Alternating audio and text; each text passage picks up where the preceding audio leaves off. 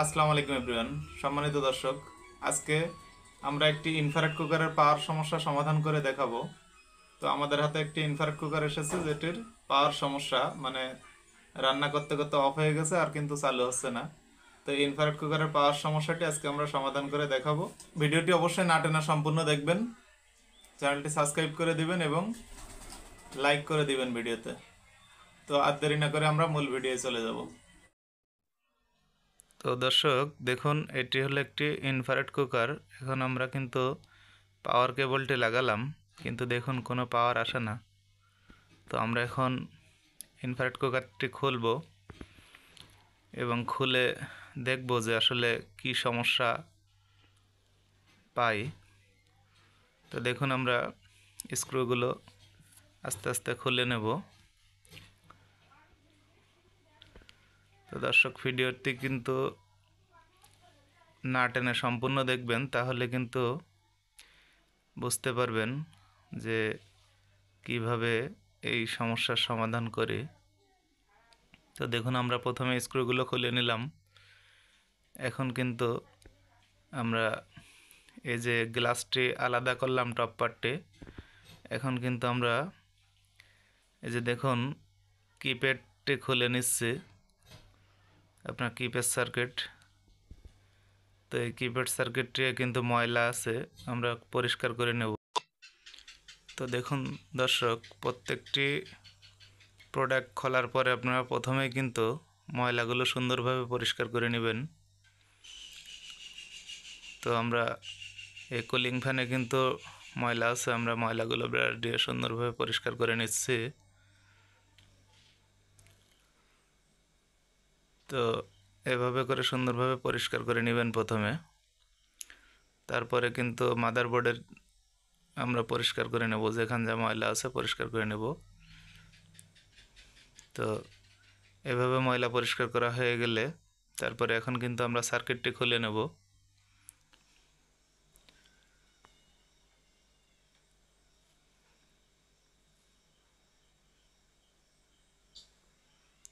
তো দেখুন, সার্কিটটি আমরা খুলে নিলাম। এখন এই যে কুলিং ফ্যানের তারটারগুলো এগুলো খুলে নেব। এখানে সেন্সরের কেবল আছে, খুলে নিলাম।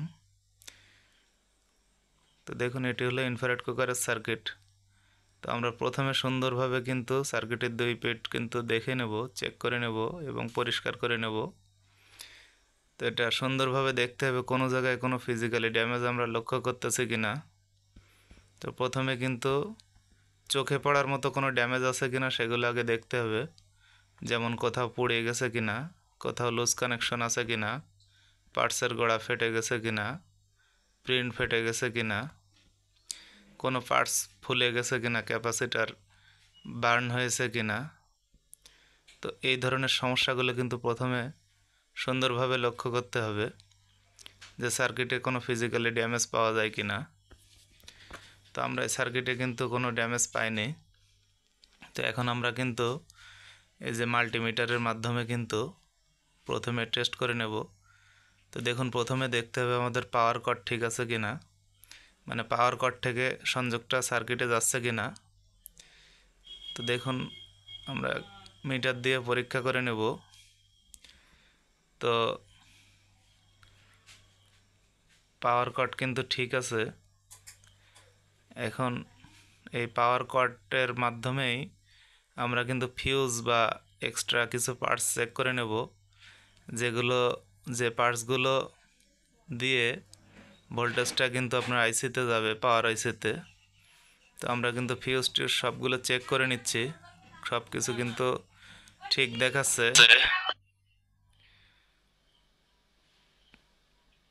তো আমরা কিন্তু ভালোভাবে চেক করে নিব। এখানে আসলে পাওয়ার স্টেজ প্রথমে যেখানে আছে সেখানে কিন্তু একটি পাওয়ার আইসি আছে, 8 লেগের একটি পাওয়ার আইসি আছে। এই পাওয়ার আইসির আগে যে পার্টসগুলো আছে, যে কম্পোনেন্টগুলো আছে, সেগুলো কিন্তু আমরা সুন্দরভাবে চেক করে নিলাম। তো আমরা কিন্তু এই পাওয়ার আইসির ইনপুটে যে কম্পোনেন্টগুলো আছে এগুলোর কিন্তু কোনো সমস্যা আমরা পাইনি। তো প্রথমে কিন্তু এই আইসিটা সমস্যা আছে বলে আমরা ধারণা করছি। কারণ হলো এই যেহেতু পাওয়ার নাই, তো পাওয়ার সেকশনে আইসি ছাড়া যে পার্টসগুলো আছে সেগুলো কোনোটাই নষ্ট পেলাম না। তো যেহেতু অন্য পার্টস নষ্ট পেলাম না, সেহেতু আমরা কিন্তু আইসিটা ধারণা করলাম এবং আইসিটা কিন্তু আমরা খুলে নিচ্ছি। এখন এই যে ডিসোল্ডারিং পাম্পের মাধ্যমে আমরা কিন্তু আইসির লেগের রাংগুলো উঠাচ্ছি। দেখুন এখানে তাতাল দিয়ে ধরবেন আর পাম্পিং করবেন, তাহলে কিন্তু আইসির লেগগুলো রিমুভ হয়ে এবং তারপর অতি সহজে কিন্তু আইসিটি খুলে যাবে। তো দেখুন আমাদের আইসি খোলা শেষ। এখন আমরা আইসিটি মাদারবোর্ড থেকে আলাদা করব। তো এভাবে একটু ওপরটা একটু টাচ করলে কিন্তু আইসিটি নিচে পড়ে যাবে।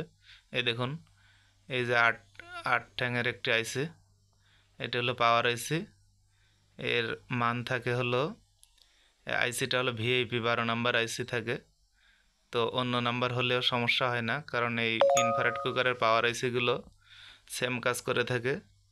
তো যাই হোক আমরা আরেকটি পাওয়ার আইসি কিন্তু বসিয়ে নিচ্ছি। এই পাওয়ার আইসি লাগানোর সময় কিন্তু আপনারা পোলারিটি ঠিক করে দেবেন। এখানে কিন্তু একটি চিহ্ন থাকে আইসির মিডলে, দেখবেন একটি ঘাস কাটা চিহ্ন আছে। মাদারবোর্ডেও সেম একই একটা চিহ্ন পাবেন। এই দুটো চিহ্ন কিন্তু মিলিয়ে কিন্তু আইসিটা লাগাবেন। আইসি উল্টে গেলে কিন্তু সাথে সাথে আইসি বাস্ট করবে। আপনার কানেকশন দেওয়ার সাথে সাথে কিন্তু আইসিটি বাস্ট হয়ে যাবে। তো লক্ষ্য রাখবেন আইসিটা যাতে সঠিক পজিশনে লাগানো হয়। তো তারপরে তাতাল দিয়ে সুন্দরভাবে কিন্তু আইসির গোড়াগুলো ঝালাই করে দিতে হবে। তো আইসির গোড়াগুলো সুন্দর করে সোল্ডারিং করে দেওয়ার পরে আপনারা সুন্দর করে পরিষ্কার করে নেবেন। প্রত্যেকটা আইসি ঝালাই করার পরে যে কোনো কম্পোনেন্ট আপনারা সোল্ডারিং করার পরে কিন্তু এই সোল্ডারিংয়ের যে লেগের যে গ্যাপগুলো আছে প্রত্যেকটা গ্যাপে গ্যাপে কিন্তু আপনারা চিকন সুচ বা কিছু দিয়ে কিন্তু পরিষ্কার করে নিতে হবে, না হলে কিন্তু শর্ট সার্কিট থাকতে পারে। আর শর্ট সার্কিট থাকলে কিন্তু আপনার সমস্যাটি সমাধান হবে না। তো সুন্দর করে পরিষ্কার পরিচ্ছন্ন করে কাজ করতে হবে। তো দেখুন দর্শক, এখন আমরা যেখানে যেখানে আমাদের মনে হবে যে একটু সোল্ডারিং করে দিলে ভালো হয়, রিসোল্ডারিং করে দিতে হবে। কারণ পার্টসের গোড়া কিছু ড্যামেজ থাকে, কিছু লুজ কানেকশন থাকে। তো এগুলো যেখানে যেখানে সন্দেহ মনে হবে সেখানে সেখানে কিন্তু এই রিসোল্ডারিংটা অবশ্যই করে দিবেন। এর কারণ হলো, কারণ একটি সার্কিট আপনি রিপেয়ার করলেন, তো সম্ভাব্য সকল সমস্যা যদি আপনি সমাধান করে দিতে পারেন তাহলে কিন্তু ওই সার্কিটটি কিন্তু লংজিভিটি হবে এবং যে কাস্টমার সার্ভিসটি নিল সে কিন্তু সুষ্ঠুভাবে কিন্তু চালাইতে পারবে।